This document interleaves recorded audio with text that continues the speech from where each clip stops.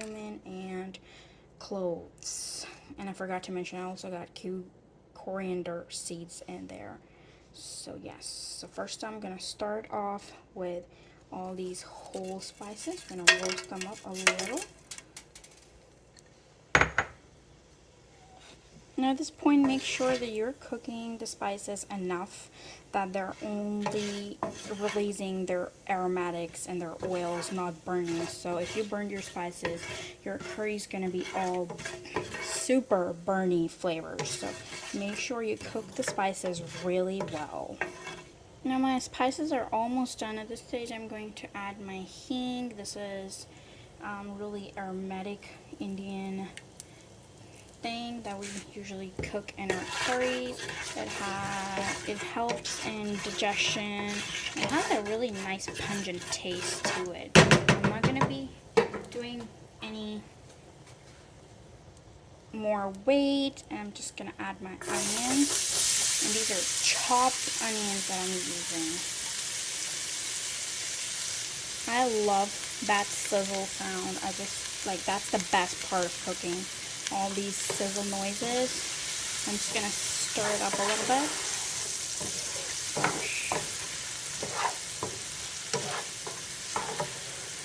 I usually add salt in there just for onions to cook a little bit faster.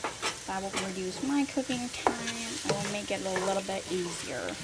So in the meanwhile, my onions are cooking. I want to tell you a little bit about these seeds. So these are called coriander seeds. So if you're not familiar, in America we call the plant coriander, which is an herb, I feel like.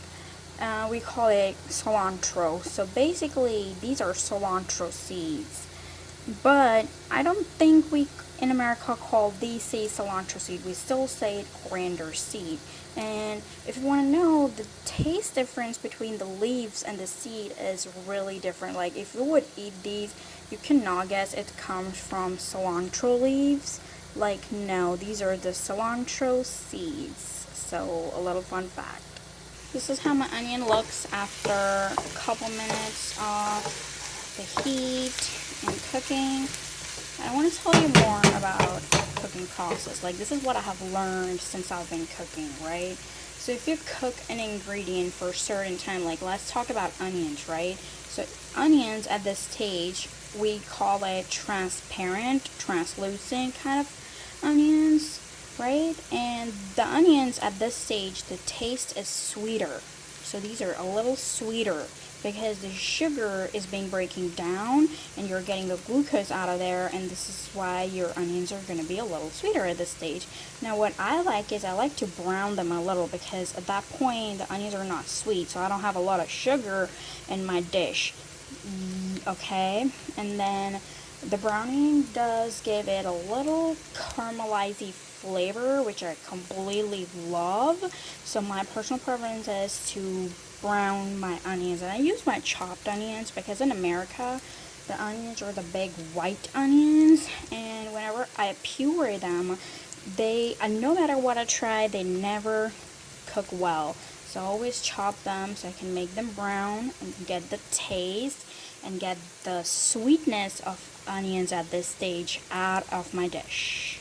Well, it's the same with tomato. If you have ever noticed, the chopped tomato will give you different flavor and the pureed tomato will give you the different flavor. So this is really interesting on how a lot of these ingredients, basically it's the same ingredient, but if you cook it at certain temperatures and you cook it in a different way, it could be like a chopped, sliced, diced, it will give you the different texture and taste.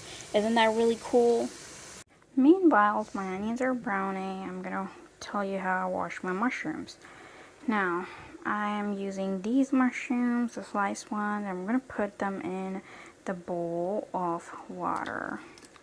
Now, mushrooms are sponge technically, so you're not supposed to put mushrooms in the water for so long. You gotta make sure that you're only kind of like getting them a little cleaned up and then taking the water. I like to like squeeze them a little like that and then put them on a dry paper towel, just like that. This is what I'm going to be doing with the mushrooms right here.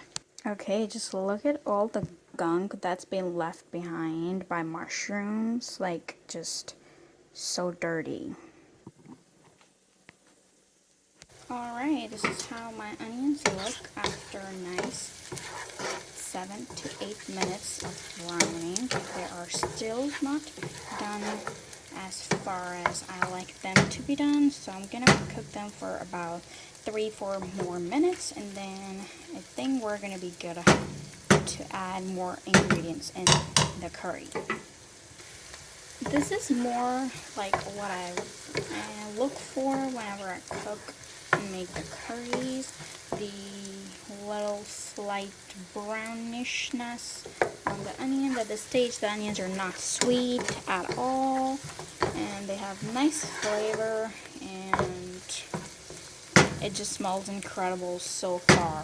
And probably I'm gonna wait another minute and then add my tomato puree in there. Alright, this looks really amazing to me, and at this point I'm going to add my tomato, onion, ginger, garlic puree. Usually I would prefer adding ginger, garlic, green chili paste before adding my onions in, but I could not find the grinder that I use to make my ginger garlic paste, so I kind of went ahead and just made a paste of all the ginger, garlic, green chili, and tomato together, and I thought I'll just add it in there. Now this is super watery because I did add a little bit of water when I was making the paste, and I did left a little garlic and ginger chunks out because I like, whenever I'm eating, I like having pieces in the mouth. So this is how I made the paste, basically puree. I kind of have the little pieces. I don't know if you guys can see it properly, but yeah, it does have a little pieces in there because this is how I like it. So, yep. At this stage, I'm again going to add a little salt just to make the cooking process go a little faster. So I have to take another pan, and I'm going to be adding oil in another pan. So this is where I cook my mushrooms a little bit. So I always make sure that I'm sauteing my mushrooms in a separate pan so that when I put them in my curry, they are not raw, or they don't give that raw flavor. So I always make sure that whenever I'm making my peas and mushroom curry, I always cook my mushrooms beforehanded so they don't give the raw flavor. Okay, can we appreciate the sizzle and the smell that I can smell right now? Well, I have added my mushrooms in the pan. I'm just gonna cook the mushrooms for a while, just to make sure that they remove their raw flavor, just to cook them enough. And I see a little bigger pieces, so I'm just gonna take my wooden spatula and I'm just gonna kind of like crush them a little bit so they're not really big.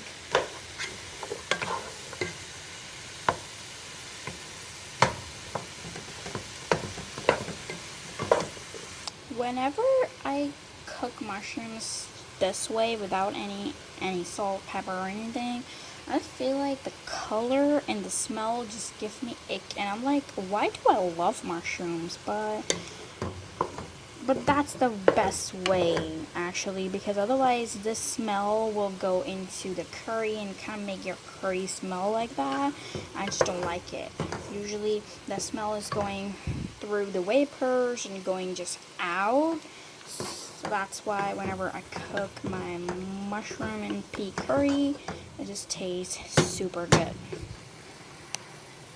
I don't know if you can see, but there's this liquid in there, and this is where that flavor is. So I kind of want to reduce this down so I get that rawish flavor out. Although I do want to keep a little bit of this because this is where the mushroom flavor is as well. And that's why I always make sure that I clean my mushroom really well. Otherwise, it's going to have a lot of dirt particles in there. Let's check back on the masala, like how is it doing, and this is how it's doing so far. Like I do see the water has evaporated a little bit, but still we have to go a long way. So it's gonna take about 8 to 10 minutes. It's a little longer process, and I'm adding 8 to 10 minutes with all, like when I add the spices and everything, and then I can add my peas and mushrooms and other things in there. So it's going to take nice 8, 10, or even 12 minutes to cook that stage. It's been exactly 10 minutes, and this is how my curry, my paste is looking. I mean, that smell is incredible. And just look how good it is. Like the color's so fine. I added all my spices and stuff in there. Now all I had to do is make it a little gravy for these, and then add my peas and my mushrooms, and this is all done. This is after I added my peas and mushrooms. I'm going to add water in there. If you want, you can add chicken broth, vegetable broth, or something like that. I'm just going to go ahead and settle down with water. But look how gorgeous it looks like. Oh my gosh, just so pretty. This is after I added water in there. And just look how pretty it looks. Now, I do not know how much water I put. I've just been cooking for so long that I just do eyeballing these days. And I have no idea, like, how much water I added or something. But okay, whenever you add the salt, make sure, because you added your salt earlier in different stages, so there's gotta be a lot of salt in there. So whenever you add salt later on, make sure you add it less, and you can check it all the time and see if you need more salt. But having less salt is always better than having more salt, right? So make sure you always go with lesser salt, and then once you feel like that it needs more salt, just add salt according to whatever you need it, right? So I'm gonna let this boil for about 7 to 8 minutes, and then I'm gonna see where the consistency is. I feel like if it needs a little bit more thickening, I'm gonna be adding in cornstarch slurries, thicken it up, and then simmer it for another minute, and then just close the lid and add my cilantro and fenugreek leaves. So that will be it, and then my dish will be done. But can you just appreciate the beauty? Like, wow. Meanwhile, let me show you how I make my chai. I use chai leaves, so basically these are the black tea leaves. Just gonna add them in the water and let the water do its magic. Alright, look at the color. Wow, I just love that color. I'm going to add the Secret Family Spice Chai Blend. So this is that blend. I'm going to add this much in it. It's like a really tiny spoon. And then just let it mix in all the tea leaves and the water and get it nice and aromatic. If you're curious, this is how the curry is bubbling up. My gosh, it looks so good. Let's come back to the chai and look at that. Look at the color, folks. That's just so good and so beautiful. Next, I'm going to add my milk in there. And the most favorite part of making chai. In Punjab, we call it cha. So basically, cha. And in Hindi, it is chai. So, it's just so you know. This is how my curry's doing. I did ended up adding a little bit of cornstarch in it, and I feel like the consistency is so much closer to what I like about it. And I just checked the taste, and I feel like everything was just so perfect. I'm gonna let it simmer for another 3 to 4 minutes, then move ahead and add my final things in it.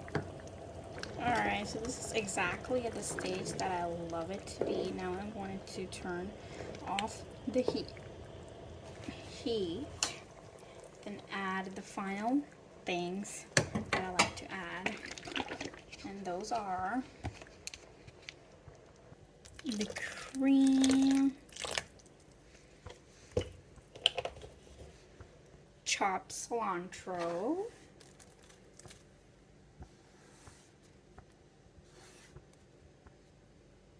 last but not the least, the fenugreek leaves.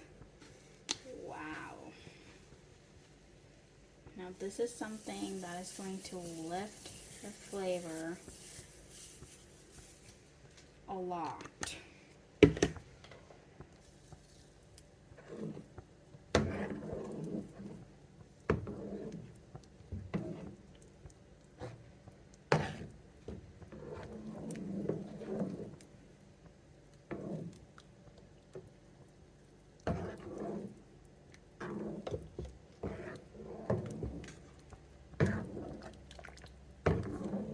Ooh, just, oh my gosh.